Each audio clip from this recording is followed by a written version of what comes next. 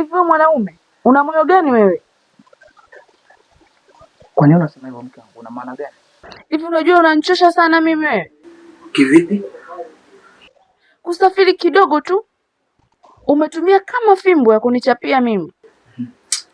Mke wangu bwana. Unajua fika umtatu ulivyo. Kwa kuna maana mwingine sio kuzingatia mke wangu, haina maana kwako. Kumbuka pia tunachokiwa hapa mtaani. Yule basi mke wangu, mimi sijafanya hicho kitu. Unajitetea eh? Unasema mimi sijui. Lakini dawa yako iko jikoni na chemka. Na usijua. Ukienda kulala, sitaki unisumbue. Sio nielewa.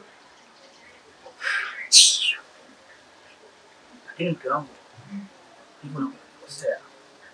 Kumbuka uko nyumbani. Unakumbuka? Nimemisi tujua ila fanya na nyumbani wako. Hiyo la kujua nyumbani nitafanya kazi. Ila zingatia.